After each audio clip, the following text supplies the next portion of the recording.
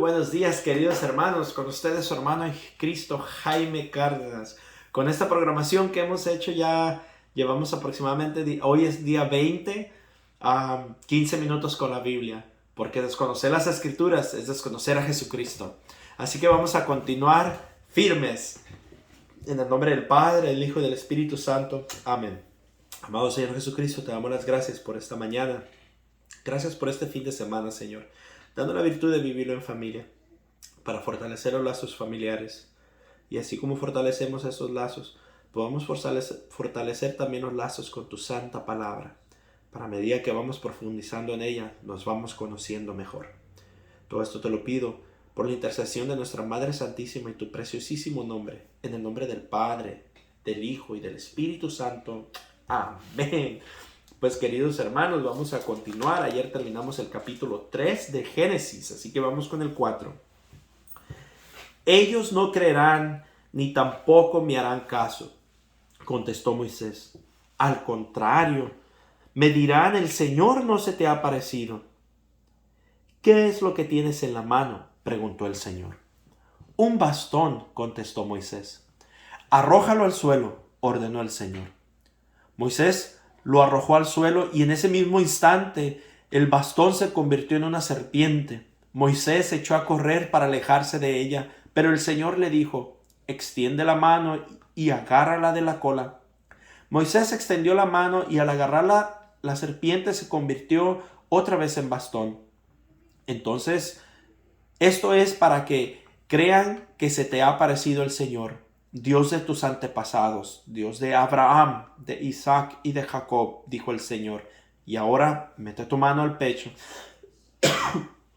Moisés metió su mano en el pecho y al sacarla vio que estaba enferma de lepra y blanca como la nieve. Entonces Dios le dijo, vuelve a meter tu mano en el pecho. Moisés lo hizo así. Y al sacar la mano de nuevo, ya estaba tan sana como todo su cuerpo. Luego el Señor le dijo, si con la primera señal no te creen ni te hacen caso, entonces te creerán con la segunda. Pero si no te creen ni te hacen caso con ninguna de estas dos señales, saca agua del río y derrámala sobre el suelo. En cuanto el agua que saques del río caiga al suelo, se convertirá en sangre. Ay, Señor, respondió Moisés, yo no tengo facilidad de palabra. Y esto no es solo de ayer ni de ahora que estás hablando con este siervo tuyo, sino que tiempo atrás, siempre que hablo, se me traba la lengua. Pero el Señor le contestó, ¿y quién le ha dado la boca al hombre? ¿Quién sino yo lo hace mudo, sordo, ciego o que pueda ver? Así que anda, que yo estaré contigo cuando hables y te enseñaré lo que debes de decir. Moisés respondió, ay, Señor, por favor, envía alguna otra persona. Entonces el Señor se enojó con Moisés y le dijo, pues ahí está tu hermano Aarón, el levita. Yo sé que él habla muy bien. Además, él viene a tu encuentro y se va a alegrar mucho al verte. Habla con él y explícale todo lo que te tiene que decir. Yo por mi parte estaré con él y contigo cuando hablen, y les daré las instrucciones de lo que deben hacer. Tú le hablarás a Faraón como si fuera yo mismo, y Aarón a su vez le comunicará al pueblo lo que digas tú. Llévate este bastón, porque con él harás cosas asombrosas. Moisés volvió a casa de su suegro Jetro y le dijo, tengo que regresar a Egipto, donde están mis hermanos de raza. Quiero ver si todavía viven. Anda, que te vaya bien, contestó Jetro. Cuando Moisés estaba aún en la región de Madián, el Señor le dijo, regresa a Egipto, porque ya han muerto todos los que querían matarte. Moisés tomó entonces a su esposa y a su hijo, los montó en un asno y regresó a Egipto. En la mano llevaba el bastón de Dios. Después el Señor le dijo a Moisés, cuando llegues a Egipto, pon toda tu atención en hacer ante el faraón las maravillas que yo te he dado poder de realizar. Yo por mi parte voy a hacer que se ponga terco y que no deje salir a los israelitas. Entonces le dirás al faraón, así dice el Señor, Israel es mi hijo mayor, ya te he dicho que dejes salir a mi hijo para que vaya a adorarme, pero como no has querido dejarlo salir, yo voy a matar a tu hijo mayor. Durante el camino, en el lugar donde Moisés y su familia iban a pasar la noche, el Señor salió al encuentro de Moisés y quiso matarlo. Entonces Séfora tomó un cuchillo de piedra y le cortó el prepucio a su hijo. Luego, tocando con el prepucio del niño a los pies de Moisés, le dijo: en verdad tú eres para mí un esposo de sangre.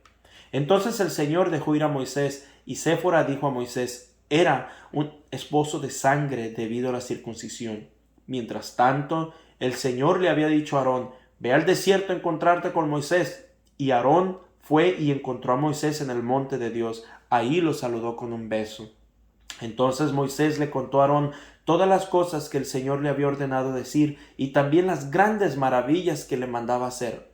Luego fueron los dos a reunir a los ancianos de Israel, y Aarón les contó todo lo que el Señor había dicho a Moisés, haciendo además ante la gente las maravillas que Dios le había ordenado hacer. La gente quedó convencida, y al saber que el Señor había puesto su atención en ellos y que habían visto cómo sufrían, se inclinaron en actitud de oración. Éxodo capítulo 5. Después de esto, Moisés y Aarón fueron a decirle al faraón: así ha dicho el Señor, el Dios de Israel: deja ir a mi pueblo al desierto para que allí hagan una fiesta en mi honor. Pero el faraón le contestó: ¿y quién es el Señor para que yo obedezca y deje ir a los israelitas? Ni conozco al Señor, ni tampoco voy a dejar ir a los israelitas.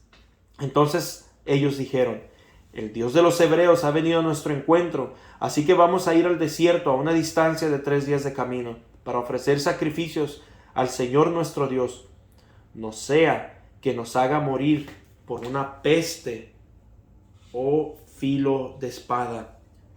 Pero el rey de Egipto les dijo: Moisés y Aarón, ¿por qué distraen a la gente de su trabajo? Vayan a seguir trabajando. También les dijo al faraón: ahora que hay tantos israelitas en el país, vayan ustedes a hacer que dejen de trabajar. ¿Van ustedes a hacer que dejen de trabajar? Ese mismo día el faraón ordenó a los capataces y a los jefes de grupo: ya no les den paja a los israelitas para que hagan adobe, como se ha estado haciendo. Que vayan ellos mismos a recoger la paja, pero explíquenles y exíjanles la misma cantidad de adobe que han hecho hasta ahora. Ni un solo adobe menos. Son unos holgazanes y por eso gritan: vayamos a ofrecer sacrificios a nuestro Dios. Hagan trabajar más duro a esa gente. Manténgalos ocupados para que no hagan caso de mentiras. Los capataces y los jefes de grupo salieron y fueron a decirle a la gente: el faraón ha dado órdenes de que ya no se les da paja. Ahora ustedes mismos tendrán que ir a recogerla en donde la encuentren. Pero no por eso se les va a rebajar la cantidad de adobe que tienen fijada. Los israelitas se dispersaron por todo Egipto en busca de rastrojo para usarlo como paja. Todos los días los capataces del faraón les exigían la misma cantidad de adobe que hacían cuando se les daba la paja, y además golpeaban a los jefes de grupo israelitas y les decían: ¿cómo es que ni ayer ni hoy completaron ustedes la misma cantidad de adobes que antes hacían? Los jefes de grupo israelita fueron a quejarse ante el faraón y le dijeron: ¿por qué trata así su majestad a estos siervos suyos? Ya no se nos da paja y sin embargo se nos exige que hagamos adobes y además se nos golpea. La culpa es de la gente de su majestad. Pero el faraón les contestó: ustedes no son otra cosa que unos holgazanes, por eso andan diciendo vayamos a ofrecer sacrificios al Señor. Váyanse a trabajar. Y aunque no se les dará ya paja, aún así tendrán que entregar la misma cantidad de adobes. Los jefes de grupo israelitas se vieron en aprietos cuando se les dijo que no debían reducir la producción diaria de adobes. Al salir de su entrevista con el faraón, se encontraron con Moisés y Aarón, que los estaban esperando, y les dijeron: que el Señor mire lo que ustedes han hecho y los castigue, porque ustedes tienen la culpa de que el faraón y sus funcionarios nos miren mal. Ustedes mismos les han puesto la espada en la mano para que nos maten. Entonces Moisés dijo al Señor en oración: Señor, ¿por qué tratas mal a este pueblo? ¿Para qué me enviaste? Desde que vine a hablar con el faraón en tu nombre, él ha maltratado aún más a tu pueblo, y tú no has hecho nada para salvarlo. Palabra de Dios. Pues bien, mis queridos hermanos, hay unos puntos que me llamaron mucho la atención. Primero que nada, es el llamado que Dios hace a Moisés. Y Moisés, pues, tiene miedo, ¿no? Y dice, ay, Señor, respondió, yo no tengo facilidad de palabra. Y le quiere dar un motivo, una excusa al Señor para no hacer caso al llamado. Pero me encanta lo que el Señor le responde. ¿Y quién le ha dado la boca al hombre? Perdón, ¿quién sino yo lo hace mudo, sordo, ciego o que pueda ver? Así que anda, yo estaré contigo cuando hables. Así les dijo Jesús a los apóstoles también. No se preocupen por lo que van a decir cuando los tengan frente a las cortes, que el Espíritu Santo les recordará todo lo que yo les he enseñado. Pues bien, mis queridos hermanos, aquí podemos ver la respuesta que da Moisés a la propuesta de Dios. Esa es la verdadera fe. Hay mucha gente que puede decir que tiene fe, pero solo son rezanderos. Se creen muy buenos simplemente porque rezan, quizás van a misa diario, quizás no, o van 2-3 veces por semana, no faltan el domingo. Se confiesan regularmente y piensan que eso es suficiente. Cuando, mis hermanos, la verdadera fe es la respuesta a la propuesta de Dios. ¿Qué tanto respondo yo al llamado de Dios? Sí, Dios quiere que vivamos una vida santa, claro. Todo eso de ir a misa y hacer rezos es importante. Pero Dios no nos hace aislados del mundo, sino que Dios siempre nos va a llamar a edificar el reino de los cielos, a liberar a los esclavos del pecado, para que finalmente puedan ser libres de alabarle, de adorarle, de glorificarle. Este es el primer punto. ¿Qué tanto respondo a la propuesta de Dios? Va a ser lo grande o chica que es mi fe. El segundo punto lo podemos ver donde le piden que deje ir a su pueblo. Y el faraón dice, ¿y quién es el Señor para que yo obedezca y deje ir a los israelitas? Ni conozco al Señor, ni tampoco voy a dejar ir a los israelitas. Miren, mis hermanos, mucha gente allá afuera, quizás alguno aquí toque que escuche este video y sientes que el Señor te llama, pero como no le conocemos, no le podemos hacer caso. ¿Cómo le vamos a dar una autoridad a alguien que no conocemos? Yo conozco personas cercanas a mí que dicen, es que la Biblia la hicieron los hombres. Hay muchas ediciones de Biblia. ¿Cuál es la que dice la verdad? Entonces, como no la conocen, como no conocen las santas escrituras, no le dan autoridad. Por eso les digo en el comienzo del programa lo que decía San Jerónimo, desconocer las escrituras es desconocer a Jesucristo. Yo no puedo obedecer a quien no conozco. Yo no puedo obedecer mi Santa Madre la Iglesia si no la conozco. Por eso hay tanta gente que cuestiona la autoridad de la iglesia, porque no la conoce. Así como Faraón no lo conocía, por lo tanto, no lo hará. Entonces, a medida que yo conozco, ya sea las Santas Escrituras, a Jesucristo, a mi fe, entonces le empezaré a dar autoridad en mi vida. ¿Cuánta autoridad tenemos o le damos a la iglesia, a Dios en nuestra vida? Es la cantidad que le conocemos. El otro punto que decía aquí es de que no sea que nos haga morir por una peste o filo de espada. Los israelitas quieren hacer caso al llamado de Dios porque no vaya a ser que les ocurra algo malo.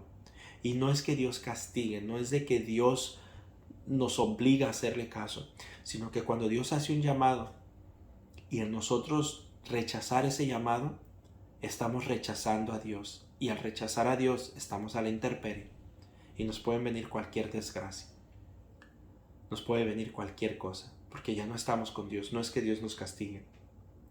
Y el tercer punto es donde el faraón dice, y son unos holgazanes y por eso gritan, vamos a ofrecer sacrificios a nuestro Dios. Hagan trabajar más duro a esa gente. Mantengámoslos ocupados para que no hagan caso de mentiras. Esa es la parte que más me interesa. Mantengámoslo ocupados. El faraón sabe que si están ocupados no tendrán tiempo de pensar en Dios. Si están ocupados no tendrán ni siquiera la energía de servirle a su Dios. Pues así vemos en estos tiempos, en esta esclavitud moderna, donde la mente está tan ocupada con tantas cosas, tanto ruido allá afuera, los medios de comunicación, las computadoras, las tabletas, la televisión, las vacaciones, el trabajo, las responsabilidades, los hobbies, el ejercicio. Hay tanto por hacer, pero tanto por hacer, que estamos tan ocupados que ya al final del día no quedan energías para orar. Al final del día no quedan energías para pensar en Dios. A través de nuestro día no hay tiempo para buscar darle a Dios lo que le corresponde. Hay mucho buen católico, pero ocupado. Hay mucho buen ser humano, pero ocupado, sin darle tiempo a Dios. Así que, mis queridos hermanos, esto es algo para meditar. Primero que nada, que tanto confío en el llamado de Dios. Y no dudar, saber que Él es el que nos da todo lo que necesitamos para la edificación del reino de los cielos, para poder hablar, para poder hacer estas cosas, que la palabra de Dios llegue a los demás. Me gusta la frase que dice el padre Marcos Galvis: si no saben lavar, préstenme la lavadora. O sea, si no sabemos evangelizar, compartan al menos los videos para que otra persona se evangelice. Dios me los bendiga, mis queridos hermanos. Respondamos a la propuesta que tiene Dios para nosotros sin tener miedo, conociéndole más para darle cada vez más autoridad, y de esa manera desocuparnos y tener más tiempo para Dios. Dios me los bendiga y tengamos un bendecido día. Que la paz de